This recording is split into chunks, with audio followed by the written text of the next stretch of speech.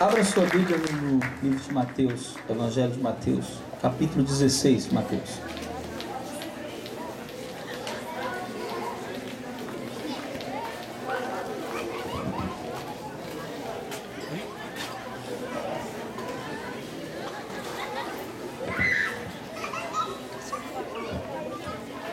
Mateus 16, versículo 13.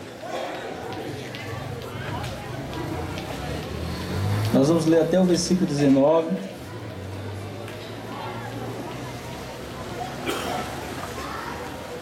Quem encontrou, diga achei.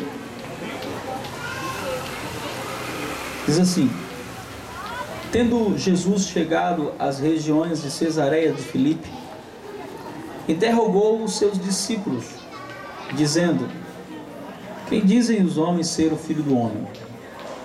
Responderam eles: uns dizem que você é João Batista, outros Elias, outros Jeremias, ou algum dos profetas. Mas vós, perguntou-lhe Jesus, quem dizeis que eu sou? Respondeu-lhe Simão Pedro: tu és o Cristo, Filho do Deus vivo. Disse-lhe Jesus: bem-aventurado és tu, Simão Bar-Jonas, porque não foi a carne e sangue que te revelou, mas meu Pai que está nos céus. Pois também te digo que tu és Pedro, e sobre esta pedra edificarei a minha igreja, e as portas do inferno não prevalecerão contra ela. Dar-te-ei as chaves do reino dos céus. O que ligares na terra será ligado nos céus, e o que desligares na terra será desligado nos céus. Amém? Sente por um instante.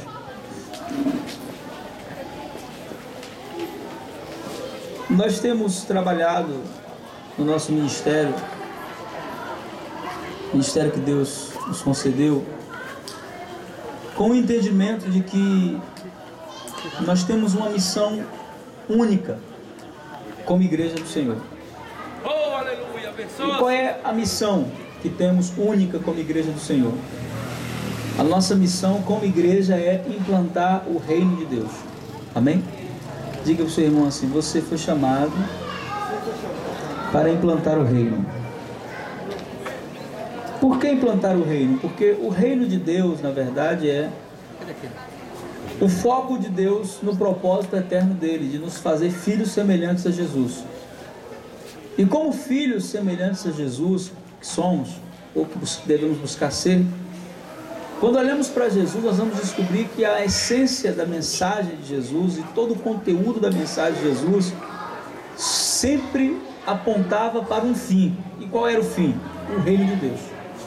Em Mateus capítulo 4, versículo 19, quando ele começa a pregar a palavra, a primeira mensagem anunciada de Jesus é: arrependei-vos, porque é chegado o reino de Deus. Quantos acreditam que o reino de Deus é chegado nessa cidade?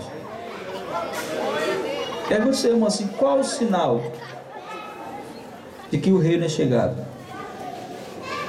Pergunta para o seu irmão: qual o sinal de que o reino é chegado? Diga assim: eu estou olhando para o sinal. Olha aí para o sinal. Diga assim: você é o sinal de que o reino de Deus é chegado. Por que isso? Quando Jesus começou a expulsar demônios, você conhece a história, se você ler a Bíblia, os fariseus disseram que Jesus estava expulsando demônio usado pelo diabo. Esse homem está sendo usado por Beelzebul. E Jesus, ao responder, diz assim: olha, se eu expulso demônios pelo dedo de Deus, que é o Espírito Santo, é porque é chegado a vós o reino de Deus. Então qual era o sinal do reino? A pessoa liberta. Quantos são libertos pelo sangue de Jesus? Só que eu quero te chamar a atenção nessa noite. Por quê? Porque durante muitos anos a igreja ela cometeu um erro terrível. Qual foi o erro que a igreja cometeu? De achar que a responsabilidade da implantação do reino de Deus era dos pastores, ou dos missionários, ou dos obreiros, ou daqueles que um dia foram ungidos ao ministério na sua igreja local. Quando na verdade a responsabilidade de implantar o reino de Deus é de cada um que faz parte do corpo de Cristo. Quantos aqui fazem parte deste corpo? E quando você pega a sua Bíblia e você vê Jesus falando pela primeira vez sobre igreja, essa é a primeira vez em toda a história da vida de Jesus que ele cita a palavra igreja. Uma palavra que é muito mal entendida nos nossos dias, que é muito mal interpretada por nós. Eu estava ensinando no nosso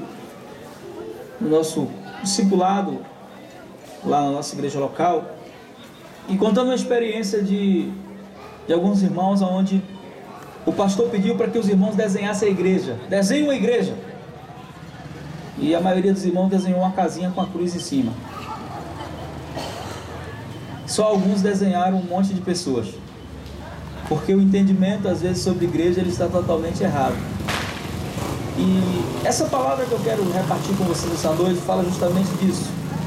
Jesus estava já há quase 3 anos trabalhando no reino de Deus, indo de cidade em cidade, pregando o evangelho do reino, curando os enfermos, expulsando os demônios, fazendo milagres, multiplicando pães, ressuscitando mortos, mas o povo ainda não sabia quem ele era.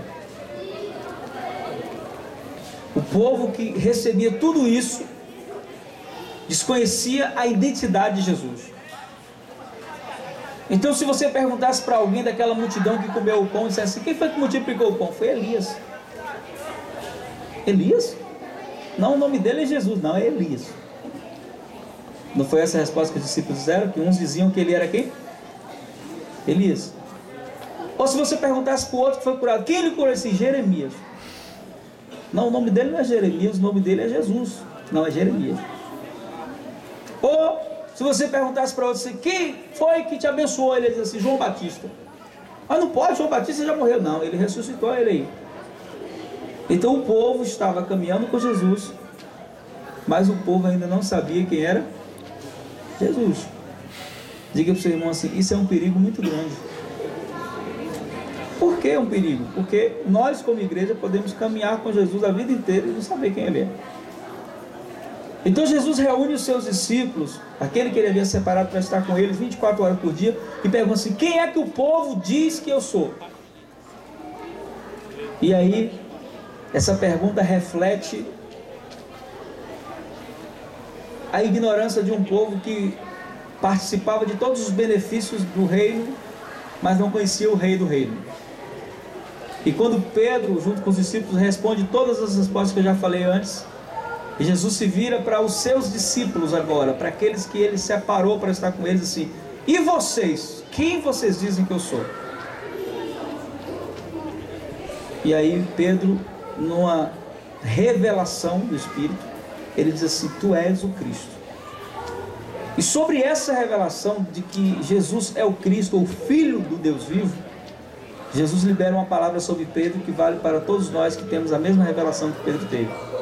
E assim: olha, tu és Pedro, sobre esta pedra eu edificarei a minha igreja, e as portas do inferno não vão contra ela. Isso é uma promessa? Não. Isso é uma profecia? Não. Isso é um decreto. Amém? Diga para o seu irmão: isso é um decreto. Não é que talvez vai acontecer. Não é que talvez o inferno não prevaleça. É uma garantia: as portas do inferno não podem prevalecer contra a igreja.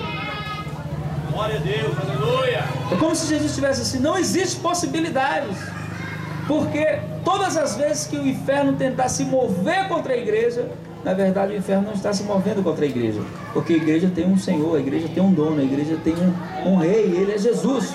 E quando o inferno se move contra a igreja, na verdade o inferno está se movendo contra aquele que lá na cruz já decidiu o fim de Satanás, e o fim dele é o fogo eterno. Então não depende de nós. Diga assim para o seu irmão: não depende de nós, já foi decidido. Jesus já decidiu, amém? Essa partida já teve final, o vencedor é Jesus. Por que eu estou falando isso? Porque Jesus sempre teve em cada cidade aqueles que o representam, ainda que eles não sejam muitos. Porque se eu fosse perguntar hoje assim: quantas pessoas evangélicas ou cristãs, ou como você quiser, ou crentes, como você entenda, existem em Itapetinga? Muitas. Mas quantas têm representado realmente Jesus? Por quê? Porque nós estamos trabalhando com o Projeto Clamor. Eu não sei quantos anos já tem isso? Em agosto vai ter 3 anos. Em agosto vai fazer 3 anos que a gente está orando uma vez por mês pela cidade. Eu sei que tem gente que ora mais vezes. E eu estava falando com ela hoje que eu já tinha decidido que só oraria e não viria mais ao projeto. Ficaria intercedendo por ela, guardando a vida dela em oração dos pastores. E se viesse, viria para ir nas igrejas dos pastores, estar com eles, abençoá-los, servi-los no reino de Deus. Mas não viria mais para o Projeto Clamor. Mas aí esse ano Deus começou a ministrar meu coração. E nós estamos trabalhando em algumas regiões do Brasil, no sudeste do Brasil, no Rio de Janeiro. Vamos começar a implantação agora no Rio Grande do Sul, em Porto Alegre. E nessas regiões Deus nos deu um projeto nos ensinando que não adianta só orar. Diga para o seu irmão, não adianta só orar. Orar é bom. Orar é proveitoso. Mas orar para quê?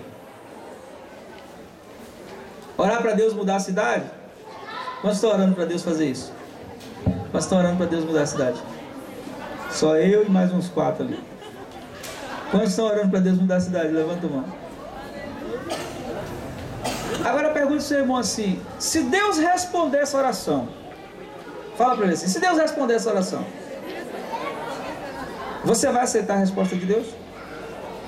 Vamos lá, gente, pergunta aí. Pergunta para ele assim: se Deus responder essa oração, você vai aceitar a resposta de Deus?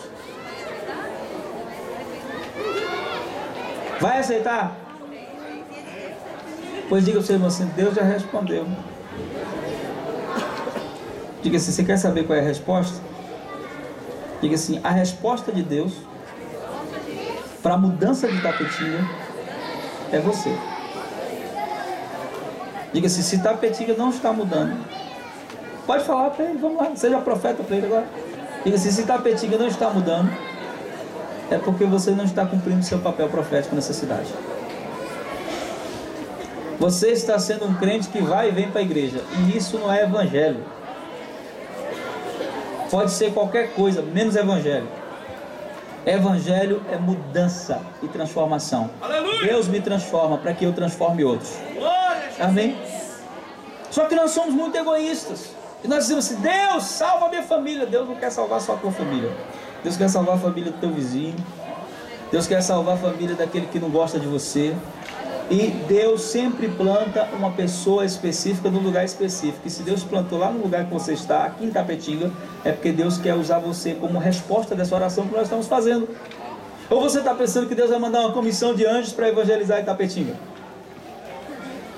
E Deus vai mandar uma comissão de anjos para ir batendo na porta das pessoas assim: olha, o povo está orando aí, viu, uma vez por mês. Deus não vai fazer isso. Porque você é a voz que Deus levantou nessa cidade. Mas para ser voz de Deus, para ser a igreja que as portas do inferno não prevalecem, eu preciso ter uma identidade espiritual. E qual é a identidade espiritual? Eu preciso ser como Cristo. Eu preciso buscar essa identidade, ser um filho semelhante a Jesus. Por quê? Porque talvez você não saiba, eu quero te falar nessa noite, a única coisa que Satanás respeita na minha vida e na sua vida é o Cristo que está aí. Se esse Cristo sai, você vira bola para o diabo chutar. E muitas vezes nós não sabemos isso. E aí, eu quero falar para você o seguinte: o reino de Deus, ele já está em Itapetinga. Fala ao seu irmão: o reino já está aqui. Agora pergunta para ele: mas aonde está o reino? Diga assim: ele está dentro de você. O reino de Deus está dentro de você? Amém. Sim ou não? Um dia Jesus estava em casa, descansando, umas 10 da noite, de repente batem a porta. Aí Jesus: vai lá, Pedro, vê quem é. Quando Pedro abre, Jesus, você nem acredita quem está aí. Aí Jesus: quem é essa hora da noite? Nicodemos, o sacerdote. O que ele quer essa hora aqui? Diz que quer falar contigo. Comigo. Por que que ele não veio de dia? Vem essa hora. Mas manda ele entrar. Ele entra, ele já entra elogiando Jesus, né? Eu sei que tu és mestre, porque ninguém pode fazer isso que o Senhor faz. E babá. Jesus olha para ele e fala assim: olha, eu tenho uma coisa para dizer para você. Se você não nascer de novo, você não pode fazer o quê? Hã? Se você não nascer de novo, você não pode? Não estou ouvindo vocês, ouvi uma bomba. Se você não nascer de novo, você não pode? Não estou ouvindo não, aumenta o volume aí. Se você não nascer de novo, você não pode? A maioria falou entrar no reino de Deus. Não foi quem falou entrar? Só 3. Eu pensei que foi a maioria. Quem falou entrar? E quem não falou nada? E quem não levantou a mão? Nenhuma das duas. Jesus não fala entrar. Deus fala assim: se você não nascer de novo, você não pode ver. Diga assim para o seu irmão: existe uma diferença entre ver e entrar. Amém? Quem nasce de novo não entra no reino. Quem nasce de novo vê o reino.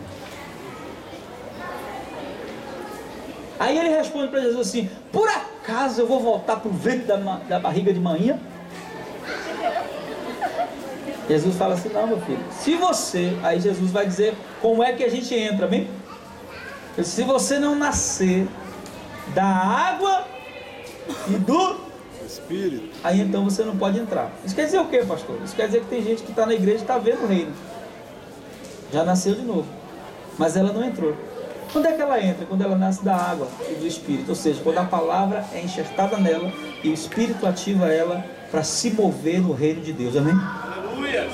Tem muita gente que está vendo o reino, diz assim: que maravilhoso é o reino de Deus. Você não foi chamado para ser espectador no reino de Deus. No reino de Deus você foi chamado para ser protagonista. Deus te chamou para participar do reino. Amém? Deus não te chamou para ficar sentado na igreja de braços cruzados e dizer assim: glória a Deus, aleluia. Isso é bom. Mas se você não se move no reino, o reino não se move na sua direção. Eu descobri nessa minha caminhada cristã que quanto mais eu quiser do reino, mais eu preciso caminhar. Porque quando eu vou caminhando, o reino vai vindo ao meu encontro e as coisas vão acontecendo dentro do reino de Deus assim. Amém? Então hoje nós vivemos um evangelho onde nós temos orado para Deus transformar as cidades, dizendo: Deus, muda a cidade. Deus, eu quero que o Senhor mude. Deus diz assim: a resposta para a mudança da cidade é vocês. A resposta para a transformação da cidade é você. E aí eu quero que você preste atenção no que eu vou falar agora. A igreja, Deus não vai mudar a cidade trazendo as pessoas para a igreja. Diga isso para o irmão: Deus não vai mudar a cidade trazendo as pessoas para a igreja. Diga assim: Deus vai mudar a cidade levando a igreja para as pessoas. É diferente. Pessoas podem vir à igreja e nunca serem salvos, mas quando a igreja chega em você, a igreja que eu estou falando não é o prédio, é o reino de Deus manifesto por uma expressão corporativa. Quando o reino de Deus chega em você, você é transformado para transformar. Amém?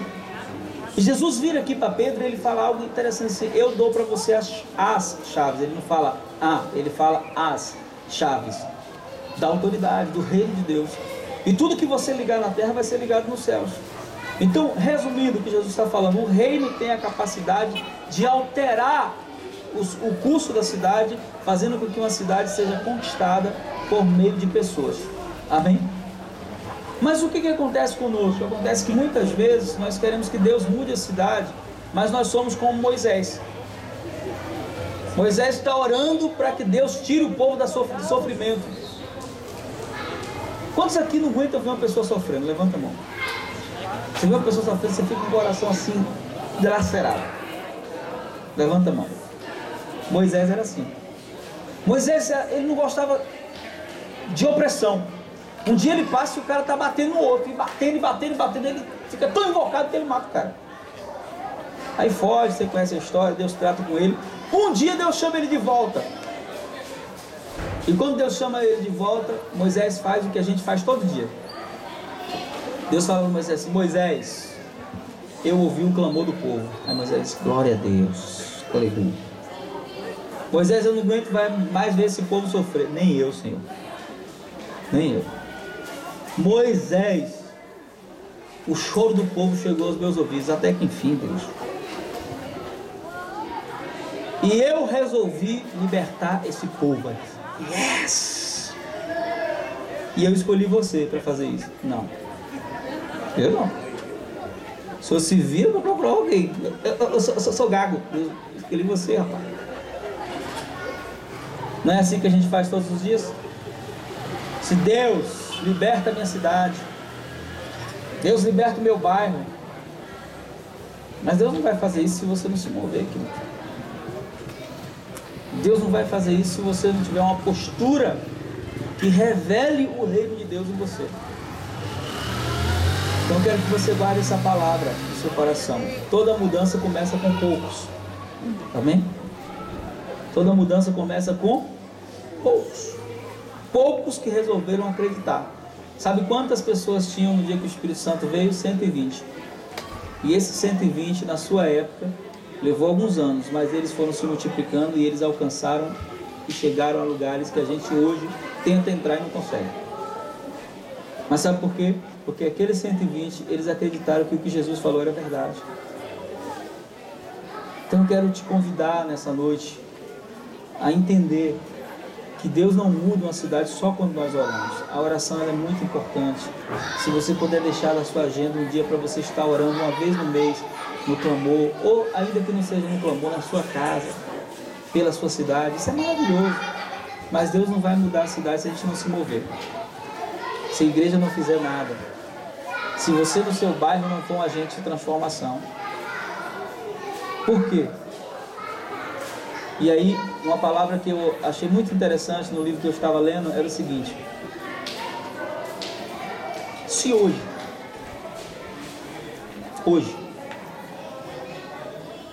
a igreja onde você congrega,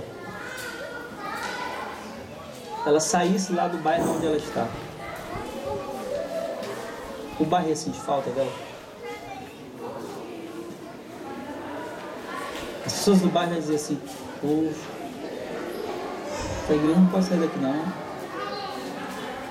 Meu Deus, não deixa essa igreja sair daqui não. Haveria esse clamor no coração das pessoas que são ímpias lá? Ou os ímpios iam dizer assim: glória a Deus que esses crentes estão indo embora? Por que eu estou falando isso? Porque o que mais tem acontecido é que tem multiplicado o número de congregações, né, de igreja, mas a cidade não tem sido transformada. E tem muitas igrejas que, se ela saísse do lugar onde ela está plantada, o bairro agradeceria. Sabe por quê? Porque ela não influencia o bairro em nada no reino de Deus. Ela não toca o bairro em nada. Ser igreja não é ficar fazendo culto. Fazer culto é bom, mas ser igreja é se mover para fora das quatro paredes e influenciar o lugar onde você está plantado. Glória a Jesus. Ser igreja é identificar os trabalhos que precisam ser feitos no seu bairro. Ser igreja é identificar as necessidades da sua rua e se colocar como alguém que pode resolver os problemas. Você recebeu uma unção para resolver problemas.